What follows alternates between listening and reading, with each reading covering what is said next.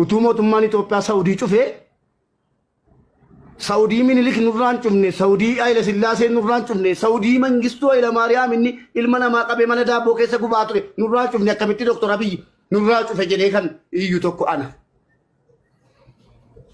hundaa miti kan rakkataa jiru kan akka ilmoo ofiitti ilaaltu kumaatama jirti Saudi Arabiyaa keessa garuu acufamu jedhaa iyyaa dhageessanii hin cufamuti acufamu jedhaa iyyaa iyyuu keessan bareeda maaliifi irraa barannu hedduus qabna namoota immoo baay'ee homaa irraa dhaga'uu hin barbaanne hedduunis ni jiru jechuudha namoota akkasiif deebii laachuurra tuffatanii bira taranii gaarummaa hojjettu kamiyyuu immoo rabbi yookaan waaqni ni argaa akka waaqni argutti akka rabbi argutti akka rabbi si eebbisutti yoo hojjenne malee namarraa fiidbaakii poozitiivii eeguun yeroo kamiyyuu homaa hin barbaachisusi nuraasin eegamu namni kamiyyuu immoo Maarqosiin gadi bahee arrabsee maal godhe Maarqos irratti saantima tokko hin dabalus saantima tokko hin hir'isus yeroo kamiyyuu jechuudha ati eenyu akka taate nama kam caalaa kan beeku si eenyu akka taate keessi kee maal akka ta'e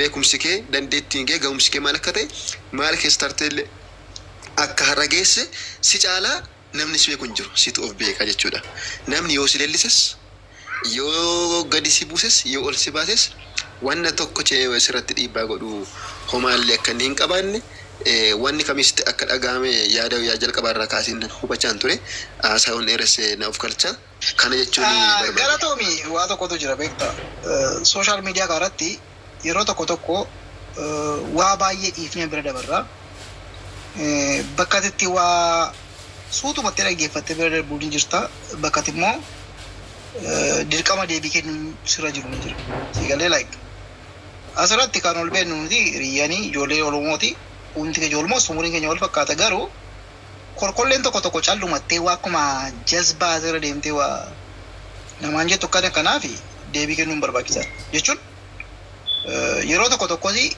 utuma ilaaltuu gaafa safuu keessaa baatu aadaa keessaa baatu ni jira anaa fakkeenyaaf erga haadhi koo arrabsamtee haadhi koo waan barbaadde taate nama gara laafummaa qabu iyyuu hin turre garuu baay'een obse dirqama nama tokkoof deebii kennuu waan irra jiruuf deebii nan kennu either physically or verbally afaan isa ta'u physically ta'u I don't give a fuck dhimma ittiin qaban innaa maal jechuun barbaade namoota tokko jira akka malee daangaa darbanii kan deeman dhugaan sitti himu naani fakkeenyaaf asirra sooshaal miidiyaa irra bahee ajendaa nama godhachuu waan akkasii kana baay'een raawwachiisaa ture garuu eedaa namni maaliif obsa dhaba kan jedhu reefuu naa gala namni maaliif nama bahee deebii kennaa ka jedhu namni eedaa miira keessa galee obsa dhabee deebii namaa kennuuf ba'achuudha tokko so kanaafi anamma some individuals jibbuma dhuunfaa kan sii qabantu jira akkasumatti Oromoo ta'uu keef yookaan immoo waanumati gootu kana waan sooshaal miidiyaatti dubbattus ta'uu gara biraatti dhiyeessanii yoo tillee waan bakka jira miti I mean like you're not gonna judge me like that judging and go to I swear to God like yo dhimma qabaatte dhimma kee baay'ee dubbatan yoo hin qabdu ta'e immoo don't try like na tuquun barbaadin si galee so namoota akkasii tokkotu jira kanaaf an baay'ee dubbadhe malee warra akkasii deebii kennuu osoo hin taane injure namoota kolkolina sirra deemtuuf kan yookiin faayidaa hin qabne waan isheen hojjetu dinnaatti fakkaate afaan Amaariffaa haasaa maal kana haasaa xebexebaa ol tokko jirti of course deebii kennuuf hin murteessaa malee osoo yaada ijaarsaa qabaatanii waan isaan godhan nama gammachiise ani maal gochiif nama tokko garuu yaada negatiivii yeroo nama negatiiva namoota sitti agarsiisan either qaldiin fakkeessanii muudiin fakkeessanii wal fakkaatanii wal bira deemanii wal qabatanii deemanii akka gowwaa weessi godhu ta'e waan sasiin galu anama immoo kan hudduutti cabsaa jechuun like eenyu tokko hin gabbaru sigalee jechuun sodaa hawaasa keenyaa namoota nu jira hin dubbannu akka isaanii baalagee hin taanu kennete malee eenyu tokko sodaanne miti dhugaan ta'e jedhamu nama deebisuuf qabda nama hin deebifneef qabda sigalee naa kanaafi gurbatti gurraacha jedhamtu kan immoo dhiifama naa godha maqaa namaa dhaan dhimma dhamaatti hin qaban sooshaal miidiyaa kanarratti nama akka malee jibbu nama tokko jira nama akka malee yaada isaanii ilaalee jibbee namni na arrabseef naman jibboon garuu yaada isaa ilaala. Maal gochuuf akka deemaa jiran maalitti akka deeman waan ilaaluuf malee namitti akka gurraachaa jirantu kana wanta baalagee kolkollee gandee si galee warratti akkasii kana hin dhiisu bakka nama eenyummaa kootti dhufee nama bu'u hin dhiisu kana booddee jechuudha. Who minus who? Maal kun warra jookar jettu daalachaa jettu dhukkee warraa kaasee nama of kabachiisan dhugaatti maal jedhan beektaa kan Oromoo kana muka wudduutti cabsite malee sin kabajjuu jedhan dhugaa maaliif akka jiru hin jiru tokko argeera barbara geera. Kanaaf ulfina ofii eeggachuun gaariidha. Osoo namni namatti hin bu'in bayeessa miti. If somebody respect you, you're gonna respect them back. If he not respect you, you're gonna say fuck you. That's all. Igalee malee nuni akka isaanii hojii dhabne yookaan ajandaa qabaanne yeroo hirriba dhabne isa wajjin ta'an teenyaa osoo hin taane gurbatti gurraacha jedhamtu kan ammoo wandi ka'oon kan wayii diisiina. Garuu sooshaal miidiyaa deemtee nama cabsu nama xiqqeessu akka dhalaa haasa'u waan akkasii dhaabuu qabdi. Eenyuun maqaa dheesan nama na tuqe maqaa dheete itti himaa jechuudha. That's it.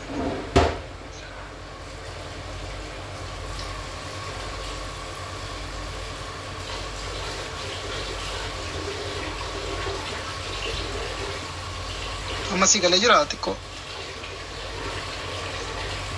Jalqabayyuu yaadicha hubadheen jirani Maarqos namni gaafa dhufee gara mana yookaan qe'ee keetti yookaan bakka jirtutti lafumaa ka'ee gochaa kee malee gaafa si waamu yookaan gochaa kee malee gaafa namatti deemu akka inni osoo hin jaallatin akkatti dubbatu si taasisa. Ani yaadicha jalqabayyuu hubadheera. Isuma sanayyuu yoo tuffattee dhiisan jedhe malee jalqabumayyuu akka isaan adeemsa kee yookaan kallattii kee malee dhufanii si tuqanii yeroo dheeraaf as jala waan hin tureef hubadheera. Isuma sanallee yoo tuffattee dhiisan jedhe malee silumaan baay'ee isaa isin argitu miidiyaa kanarraa nama 100 keessaa namni 90 namuma olola oofaa ooluu nama jeequuf nama arrabsuuf adeemudha malee walirraa barachuu walirraa fudhachuu yaada ijaaramaa yaada boru saba kana fayyadu yaada boru uummata Oromollee mana tokko qe'ee tokko taasisu irratti namni hojjetu namni jiru nama tokko nama lama hin caalu innuu darbee namoota bilchaatoo namoota yaadaan baay'ee fagaatanii alatti akkuma tikaaste kolkollee hedduu jira. Lafuma duwwaa waan isa ilaallanne waan isa hin galchine waan tasumaa irratti jijjiirama fiduu hin dandeenye. Kan ammoo yoom taasisu gaafa namni tokko isaan biraati jijjiirama wayii argatu nama kana karaa itti qaban barbaadu. Maaliif of jijjiiruu fuulduratti deemuu waan hin dandeenyeef hamma isaanii humna isaanii gaafa baranii karaa ittiin nama sanammoo dhaaban yookaan nama kana qaban barbaadu. Waa tokko gabaabseetti. Ifa manaa godhe waa tokko gabaabseetti. Amma hundi keessan amantii qabdu miti. Inni kaan musliimaa inni kaan kiristaana. You know what that mean? 666. Namni tsoom namni amantaa qabu namni wallaahi laazim jedhu akkamitti lakkoofsa 666 kaatee deema. Min aynat moonyinat no? What the fuck maaliif sama wanni kun? Mee isinumti gaafa yaaddanii namni waan jaallatu profaayilii godhata baay'ee amma turumbadduun yookaan nichoon yookaan hundi keessan waan jaallatan waan deessin jedhee kaatu miti. Wanta waan biraatti hin buune waan jaallatanii qabu. Namni tokko namni amantii hordofu namni seexanii namni sammuu hin qabne lakkoofsa 666 yookaan antichrist kan jedhamu qabatee namni deemu amantii qaba jettanii yaaddumu. Namummaa qaba jettanii yaaddumu. I mean like wanti qorra waan guddaa bartabe. Lakkoofsi 666 jechuun kan hin abboomamne kan amantii hin qabne bakka jira miti. Kanaafi 666 like afura seexanaati bakka waan biraan qabu. Kanaaf nu afura seexanaa ji wal morminaa yoomiyyuu wal lolaa wal bira dhaabbannaa jechuudha. Namni akkamitti Ramadaana tsoomee lakkoofsa 666 kaatee deemee I mean, I don't know. I don't understand. Wayya. Akkati akka carraa yoo dhikkoo warri as keessatti gargaaruu barbaadan jiraatanii kan maasii kenninaan tikkeetti kutanuu BBC matti kennanii karaa nuti yoo namni hin jiraatan yaadachiisa. Tole. Dhanuma guyyaa gaarii siif haa ta'u. Guyyaa gaarii. Hayyee galatoon. Assalamu alaikum warahmatullahi wabarakatuh.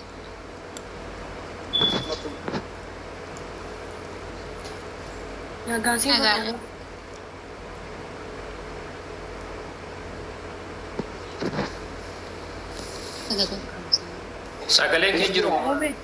Galee kamsaa. Maal jechuu? Kunoo reefu dhufe.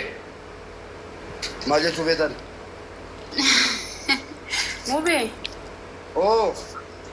Nagaan siifatu akka moolte qaaliin. Siifillee haa ta'u giiftii koo.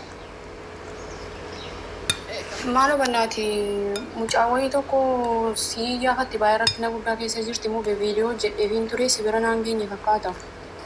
Danuun na bira kee kunuun naannoo galee meerra ijoollee warri viidiyoo hojjetan jedhu hin argadhu.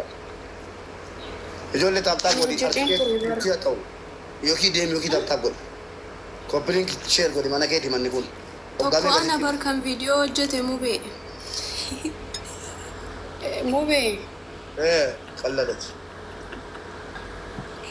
Bannaati dhugaa waaqayyoo sagalee ta'ee fi viidiyoo jedhee fi ramucaadhaa fi baay'ee rakkina guddaa keessa jirti dhukkufattee baay'ee dhukkuba guddaa keessa jirti maaloo adaraa keessa jettee bu'aa jirti mucaan.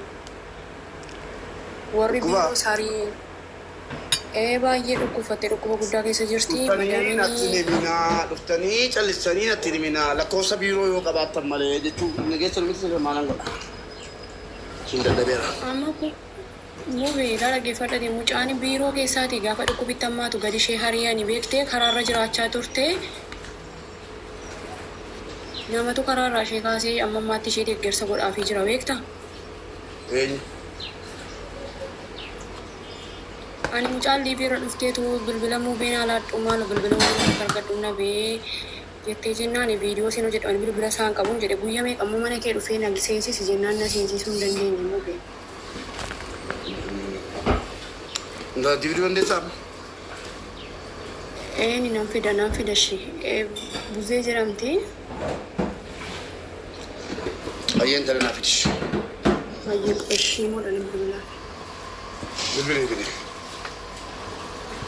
Mubee salaamu alaikum warahmatullahi wabarakatuh. Waalaikum assalam warahmatullahi wabarakatuh. Wankoo jirtu. Akka mangistii akkamii nagaa qabdaa? Nagaa jirra wallahi alhamdulillah. Bagaan of jiraate gaarii namaa. Min isin baga jiraattan. Akkami nagaa sagaleen kee dhagamaan jiruun siyaa bari mubee billaalee akka ijoollee mana maadaama suuda rabiyaa keessa jiran. Sagaleen kee dhagamaan jiru? Yaani sagalee si qofatu sagalee tahaa jira furmaani nuuf argamaa hin jiru jechuu barbaadeen ture. Maagaal sagalee ta'uu malee. Sagalee ta'uu isinii ta'uu malee. Waan sinii gochuu dandeenyu qabnaa kanaa ol sagaluma sinii taanee boonyee boochisuu waliin boo'uu keenya malee. Dandeettu gara toomeeti garuu jajaatee rabbisiif haa kafalu wallaahi bakka garma. Argaan jira bara sima qofa beekta amma ni jira. Ijoolleen shamarranii kan isin ijoolleen shamarranii ilaaltan iyyuu laayikii gochuu siiti jabaadha. Laa wallaahi ana fi gara kiyya laayik gochuun natti hin jabaatu. Yaani namni hundi akka tokko miti ni beekaa mire akka yaadu namni biraa yaadu dhabuu danda'a. Miidiyaan laalamu nama kuma dhibbaa afurii boo'ii ilaalame ijoollee mana jaalatan laayikii godhe argeera warra laayikii godhe warra laayikii hin goone jechuudha. Viidiyoo kiyya riipoostiidhaa gochuu miti ana akka waamne fooloo naa guddista wayii an fooloo irra gaaddu ani. Ingata sababii mataan fooloo miiliyoona tokko dha. Fooloo miiliyoona tokko si jalaa gubatee miti dhiyoo sana.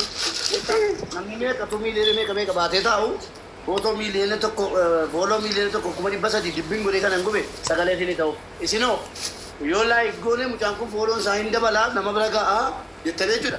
Nama kuma dhibba shan turaalee namni kuma shantamni laayikiin godhe maa jettu uummata marzii wallaahi uummata marzii kan arginu. Oromoo wallaahi osoo ati gastii banatti namni ganda keetii osoo nama arrabsaa ka jiraatu taate osoo yookiin immoo namni ganda keetii yoo duraasi dhattee laayikii goota.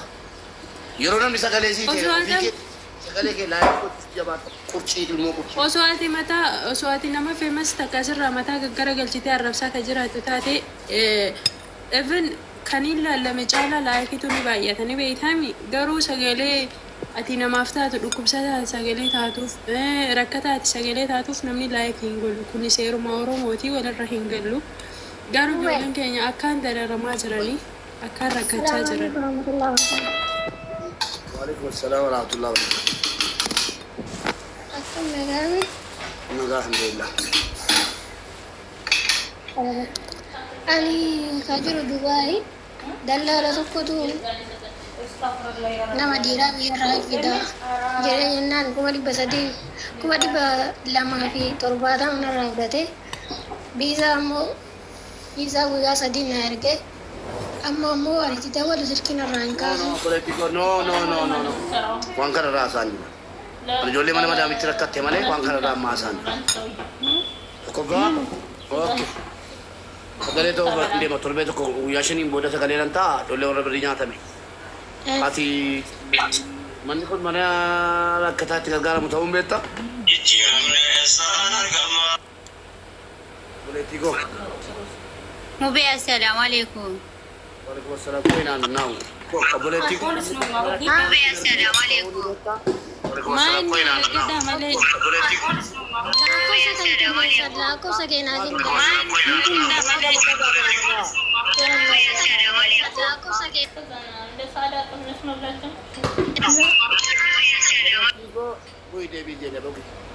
manni kun mana rakkataan itti gargaaramu fi mana sagalee keessanii akka ta'e ni beektaa politico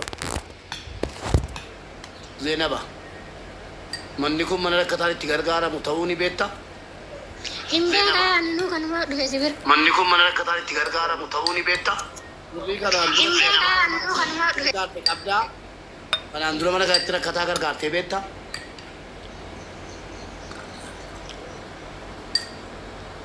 gargaartee beektaa dhago animo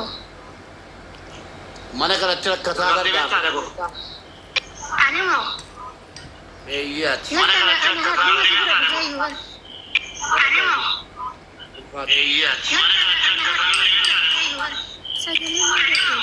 sagalee siin ta'u birrii kee miti yoo barbaadan kalee kee yoo biratan sagalee siif hin ta'u waraabbadhu sagalee koo akkana naan jedhe mubaarakne birrii goona nyaata Takkitti na fixachiisi sirraan bu'aan amma. nuti qabadhu dabalee dubbanna obboleettii kiyya kan amma gadi buute Zeenabaa akka rakkataa mana kanatti gargaaramu nan beekaa jette miti gaafa namni ganda keetii dhukkubfate yookiin immoo gaafa namni gandi keetii gargaarsu yookiin immoo markaga keessatti gargaarta miti nama maasha Allah attuma deemi ani umrii koo guutuu mana kanatti fixadhee ijoollee mana kanatti deeggarsa gootu malee birrii miti yoo kaleensi keessaa ba'e akka dhufte wallatti hin galle areesiitiin si gaafadha dhumate waan dhukkubaa fi geessa waan dhukkubaa fi mana madaamii keessatti rakkatteen alatti dhageesse namni mana madaamii keessatti rakkate mana keessatti deeggarsa godhee dhiisee rakkoon qabu sagaleen sii ta'an rabbiif jecha namni dhukkubate sagaleen ta'ameef namni birriin si jalaa nyaatame dhageessa namni birriin si jalaa nyaatame akka dhuftee irratti ni manne bagasi nyaatame Mube. waraqaattiin deeggarsa goote mana kanatti kottuuti fidi mirga koote fidi nyaatanii isanii manna qachi waraqaattiin deeggarsa kanaan banni kun mana rakkataa ta'uu nan beeka hadda reefan dhufe maasha Allah gaafa rakkataan dhufe asirratti ani sa'atii 24 laayif irra ta'a bulu ati bakka biraatii shubbiftaa taaptaap kompliik biraamin 100 maasha Allah ustaaz maqaa keessanii 250 abalu maqaa keetiin 50 jetta gaafa birrii keessa amanti sagalee siin ta'anu miti deemi achumatti dhaqii badhu bakka dhattee gargaarsi wallaahi gargaaruu keessa yeroo 100 gargaarti yawwan garuu mana kanatti gargaaru haraama nama ganda keetii jira nama kiristaanaa jira nama islaamaa jira jaamaa jira haadholii jira meeqa gargaarame takkoon kee birrii miti warri dallaala Dubaay baga gammaddan wabillaahi ilkariim yoo isin miiliyoona tokko nyaattan yoon sin irraa haasee arrabni koo aydamu nama mana kanatti deeggarsa godhe malee nama kanaan dura mana kanatti deeggarsa godhe sagalee nan taafi mukatti dabsee irraa fuudhee kanaan achi yeroo deeggarsa shuu nama dhibba lama shantamaa nama dhibba tokkoon taa'ee miskiitichi durii kuma dhibba shantu barbaadame rabbii jedhaa gargaaraa jedha miskiitichas taa'e haa ta'u yoo namni ganda keetii gadi ba'e malee gandummaa akka akkasii micciiree si keessaa baasa jese ati nama ganda keetii yoo ta'e malee yoo namni ganda keetiin kufanne yookiin immoo namni ganda keetiin gargaarsifne akka waan borsaa mubaarik galutti